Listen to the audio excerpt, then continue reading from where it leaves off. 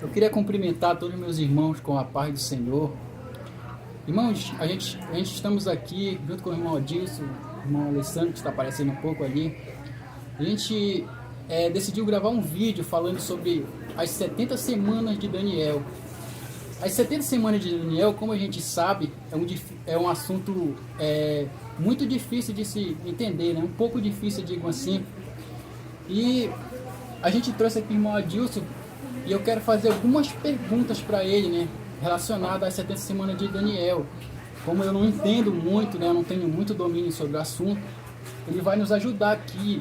E eu selecionei 5 perguntas que está relacionado às 70 semanas. E a primeira pergunta que eu queria deixar para o irmão Adilson era... Meu Deus do céu, o que eu tinha que escrever aqui? Tá procurando as perguntas. A primeira pergunta que eu queria deixar para o irmão Adilson é: a quem se destina a profecia das 70 semanas, irmãos? Para quem se destina, né? A paz do Senhor a todos. Deus abençoe cada um aí que vai estar aproveitando esse vídeo aí para assistir, e também creio que pode contribuir para o seu conhecimento da palavra de Deus. A gente é um simples servo de Deus, nada mais que isso. As 70 semanas de Daniel, elas estão determinadas sobre o povo de Daniel. Quando nós lemos Daniel capítulo 9, versículo de número 24, a Bíblia diz assim, 70 semanas estão determinadas sobre o teu povo. Esse pronome possessivo, teu povo, ele indica o povo de Daniel. Então, para nós entendermos melhor, a gente deve, por exemplo, analisar lá no capítulo 1 de Daniel, versículo 3, quando a Bíblia diz que vieram entre os cativos de Israel, vieram alguns que eram filhos nobres de Israel. E lá em Daniel 1,6 diz, por exemplo, que dentre esses veio dos filhos de Judá, veio, por exemplo, Daniel, Azarias, Misael e Ananias, né? Então, em Daniel 1,6 mostra, por exemplo, que o Daniel era da tribo de Judá e era israelita, como diz no versículo 3 do capítulo 1. E com base nisso, nós percebemos que Daniel era judeu. Então, não há dúvida da identidade gentílica de Daniel no israelita. E quando o texto de Daniel 9:24 diz 70 semanas estão determinadas sobre o teu povo, ali o anjo Gabriel está falando diretamente com Daniel e é para o povo de Daniel. Estão determinadas sobre o teu povo. E por que nós sabemos que é tão somente para os judeus as 70 semanas? Porque também na sequência do versículo, ali nós temos uma afirmação na palavra de Deus que diz, por exemplo, e sobre a tua santa cidade. E quem é a santa cidade de Daniel? Qual é essa cidade? É Jerusalém. E não há dúvidas, com base no contexto ali, imediato, que é empregado por Daniel, de que a santa cidade é Jerusalém. Então, esse pronome possessivo, teu povo, está explicando para quem se refere as 70 semanas, para Israel e tão somente para Israel.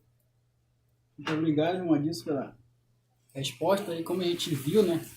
A gente ouviu o irmão Adilson explicando, as 70 semanas elas estão destinadas, né, ao povo judeu, né, especificamente.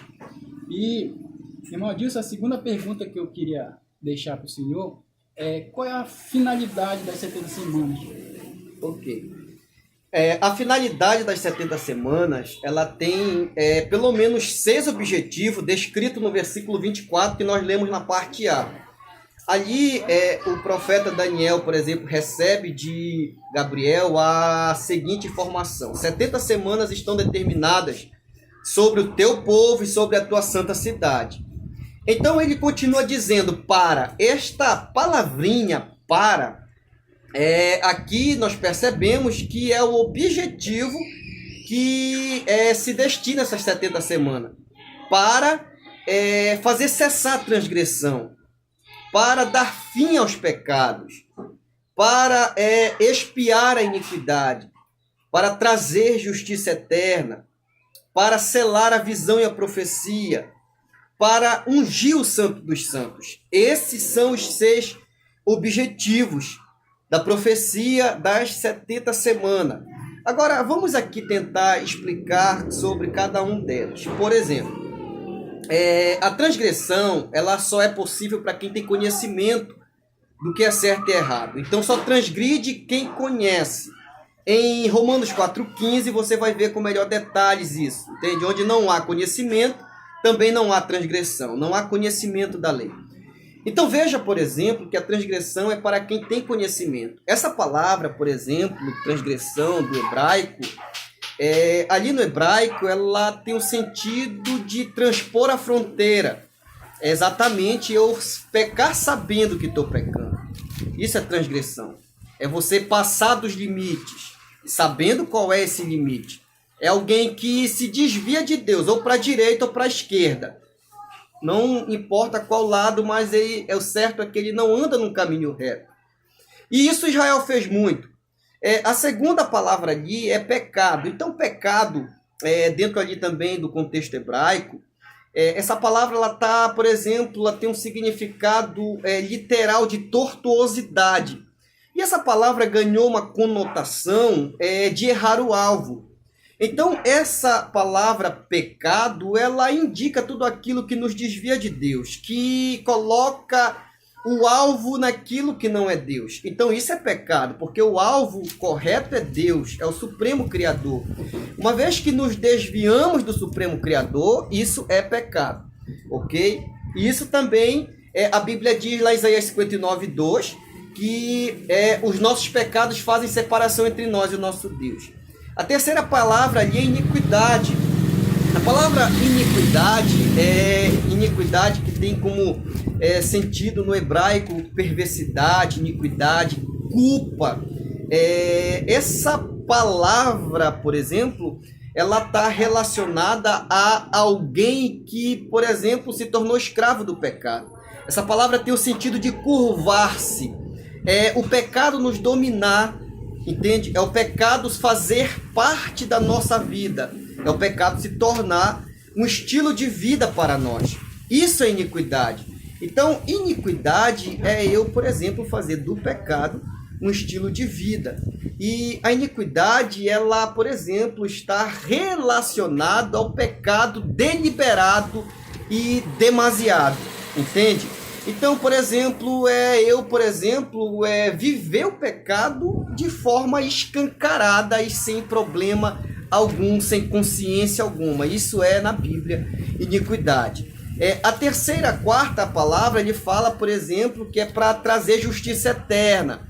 E o que é a justiça eterna? É a justiça de Cristo, que Israel rejeitou, entende? A quinta palavra que ele utiliza ali é selar a visão. A palavrinha selar no hebraico, ela é significativa também. Quando o anjo fala de selar a visão, que tem sentido hebraico de lacrar, de fechar, o sentido é de um preservamento dessa visão, das profecias das 70 semanas. Essas profecias serão preservadas por Deus, entende? Intactas para o seu cumprimento. Então, esse guardar, esse lacrar, é para mostrar que o cumprimento será absoluto, não passará nada. Tudo se cumprirá literalmente, entende? Então, por isso diz selar a visão, e ali é uma referência às 70 semanas em si. E quando ele usa, por último, dizer ungir o Santo dos Santos, esse sexto objetivo, é porque o templo, por exemplo, ele foi profanado. O primeiro templo foi destruído por Nabucodonosor no ano de 586 a.C., o segundo templo que foi reconstruído ali por Esdras, por Zorobabel e muitos outros, esse segundo templo, ele foi também reformado por Herodes e ele foi profanado por Antíoco Epifânio ali pelo ano de 167 a.C., por meados desse período. Então, quando o templo foi profanado outra vez, entende? Profanado pelos babilônios, profanado pelo Antíoco Epifânio, reformado por Herodes. Então esse segundo templo também foi, digamos, purificado por Cristo. ali em seus dias na cruz do Calvário, foi destruído no ano 70 depois de Cristo, e quando ser reconstruído um terceiro templo, que possivelmente não está distante ali em Israel, a reconstrução deste terceiro templo será profanada pelo anticristo, conforme está em 2 Tessalonicenses 2, versículo 4, Mateus 24, versículo 15, o capítulo também 11, versículo 31 de Daniel, Daniel 12, versículo 11, enfim, e muitos outros textos. Então a gente vê, por exemplo, que o terceiro templo, que ainda será reconstruído em nosso tempo, ele será profanado pelo anticristo. E então também esse templo ele será purificado, ele será, digamos, limpado por volta da segunda vinda de Cristo, entende? Por ocasião da segunda vinda de Cristo, ele será purificado, limpado. Jesus purificará este templo e vai destruir o anticristo que o profanou. Então ali diz, por exemplo, a última parte, ungir o Santo dos Santos. Então nós devemos atentar para estes objetivos seguintes. As 70 semanas estão determinadas para esses seis objetivos. Então esses 6 objetivos é com Israel. E qual é o sentido de Deus fazer essas 6 coisas que é mencionado em Daniel 9:24? O objetivo disso aí é que Deus, por exemplo, que Deus, por exemplo, purifique Israel para que Israel seja introduzido no milênio, no reino milenar de Cristo. Então esse é o objetivo, é preparar Israel para a introdução do reino milenar. E Israel não será introduzido sem com que essas 70 semanas se cumpram na vida dele. Então, essas 70 semanas têm como objetivo uma restauração sobre a nação de Israel. Muito bem, irmão Adilson. Muito boa a explicação do irmão Adilson, né? Relacionado a essa 70 semanas de Daniel. Eu queria fazer uma próxima pergunta para ele, né? O irmão pode ver que eu não estou tomando muito tempo, mas eu quero só me focar nas perguntas e na explicação do irmão, né? E a terceira pergunta que eu queria perguntar para ele, né, é como a gente conta essas 70 semanas. Como são contadas as 70 semanas? Isso. Então, aqui no versículo 25, por exemplo, de Daniel 9:25, o texto bíblico ali diz, por exemplo, sabe e entende, desde a saída da ordem para edificar e para restaurar Jerusalém, 7 semanas e 62 semanas. Então, observe bem.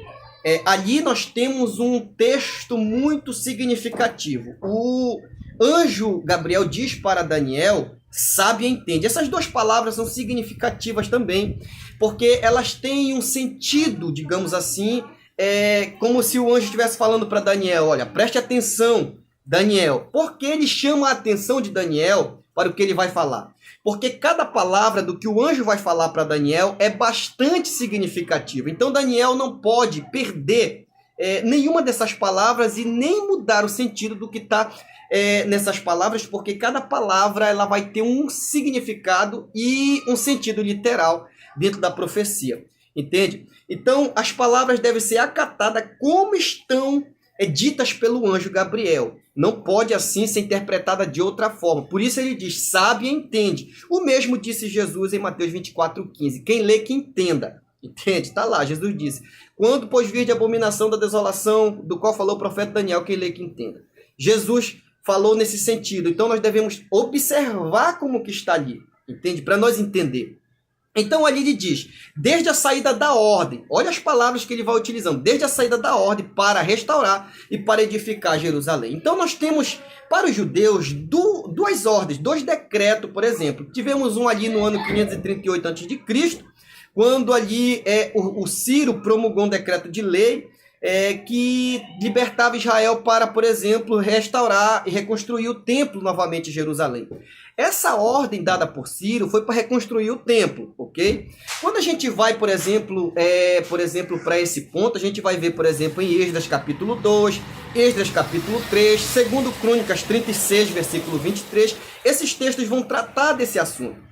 Agora, quando a gente vai, por exemplo, para um outro ponto, nós temos outra ordem para os judeus, que foi dada em 445 a.C., que foi ali Artaxerxes que deu essa ordem exatamente para edificar e construir Jerusalém. Você vai ver isso em Neemias capítulo de número 2, ok? No versículo 1 ao 8 especificamente. Isso aconteceu no mês de Nisan, que é o mês de abril, entre março e abril, tá bom? O mês de Nisan. Então, ali a gente olha na profecia, por exemplo, dada pelo anjo Gabriel, ele diz assim, olha, desde a saída da ordem. Agora, aqui é o pontapé inicial, a saída da ordem, mas ele vai explicar que ordem é essa, para restaurar e edificar Jerusalém. Então, essa ordem não tem relação com a reconstrução do templo em 538 a.C., mas sim com a reconstrução e edificação de Jerusalém, que se deu em 445 a.C. Então, aqui já fica claro, por exemplo, que essas 70 semanas começam sua contagem a partir de quando Jerusalém começou a ser edificada, que foi em 445 a.C. Então ali diz 7 semanas. Por que 7 semanas? Porque 7 semanas foram exatamente para edificar Jerusalém. Agora, como nós vamos entender isso? Por exemplo, essas 70 semanas não são semanas de dias, mas semanas de anos. Conforme, por exemplo, nós vemos em Números 14:34, Ezequiel 4, versículo 6, esses textos mostram que são semana de ano. E lá em Levítico 25:8, para o ano do jubileu, a Bíblia diz para eles contarem 7 semanas. Mas ali o texto diz semana de anos. Então veja que ali em Levítico 25:8 diz claramente o método para a semana de anos. Então aqui em Daniel 9:24, quando diz 70 semanas, esse mesmo método está sendo utilizado aqui para a interpretação dessas 70 semanas. Então logo, essas 70 semanas não são de dias, mas de ano. Cada semana equivalendo a 7 anos. Entende? Então, quando diz, por exemplo, 7 semanas, dá o equivalente a 49 anos, ok? Que foi o tempo que passaram para reconstruir Jerusalém. Depois ele diz 62 semanas, até o Messias. Então, veja bem, essas 62 semanas, que foi até Cristo, ela dá um total de 434 anos. Nesse período aí, que, por exemplo, ocorreram muitas catástrofes, nesse período de 483 anos, porque se você somar 49 mais 434, dá 483 anos. Então, nesse período, Israel foi martirizado, foi massacrado pelos seleucidas, pelos gregos, pelos medo-persa. Então Israel passou diversos martírios, diversas perseguições, passou diversos massacres. E por último, no tempo de Jesus, eles já estavam ali sendo escravo do Império Romano. Entende? Então Roma dominava Israel. Então ali, por exemplo, nós percebemos que eles passaram diversas coisas ruins. Por isso que o texto bíblico diz que Jerusalém seria edificado, mas em tempos angustiosos. Está lá em Daniel 9, versículo 25. Então, quando a gente olha, por exemplo, essas 62 semanas, diz assim, até Jesus. E então o príncipe será tirado, o Messias será tirado. Guarda essas palavras significativas. Se você pegar somado ali, né?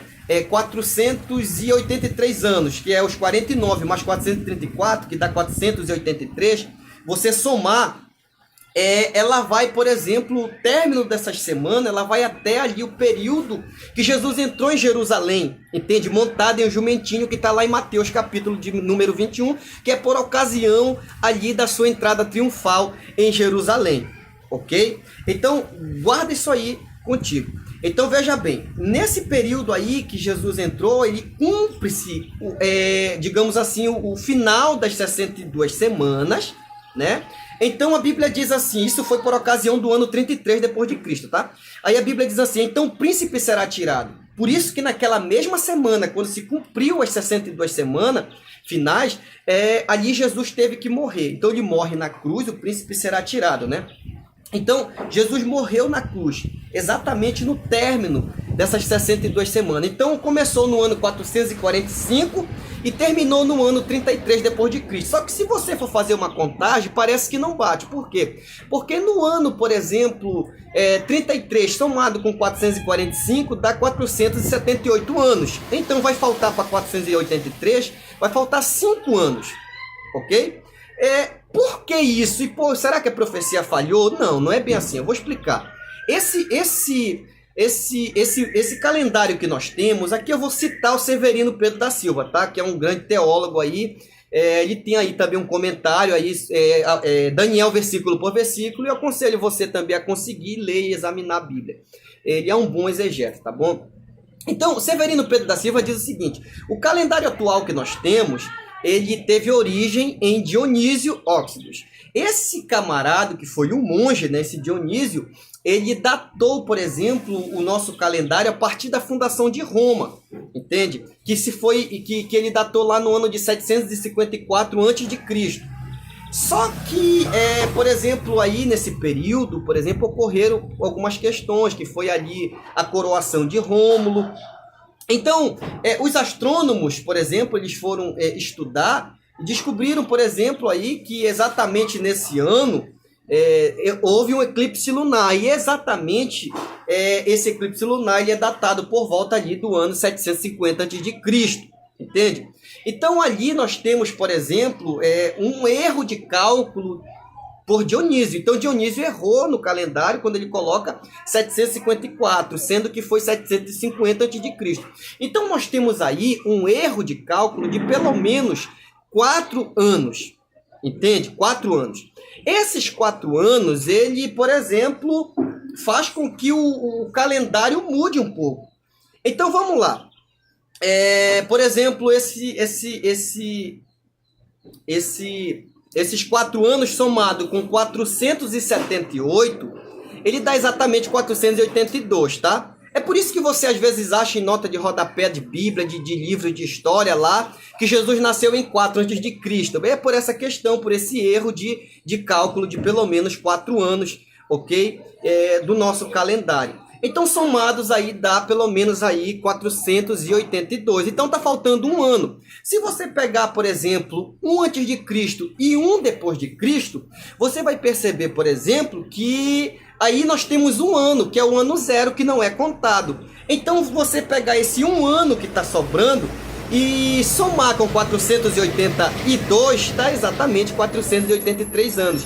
Então, a profecia se fecha exclusivamente absoluta, entende? A profecia não caiu uma única palavra, foi absoluta e perfeita, se cumprindo ali por ocasião da entrada triunfal de Jesus em Jerusalém, ali quando ele foi recebido como rei. E naquela mesma semana, que é a semana da crucificação, Jesus foi crucificado. Por isso a Bíblia diz em Daniel 4:26, e depois o Messias será tirado, entende? Ou seja, cumprindo-se as 62 semanas final, que são 483 anos somados, aí Jesus é tirado, Jesus teria que morrer, ok? Então é assim que nós contamos as 70 semanas. Aqui nós estamos contando apenas as 69 semanas. Ainda está faltando a semana final, que depois, num outro vídeo, a gente pode aí estar gravando, tá? Que isso aqui já passou de 23 minutos.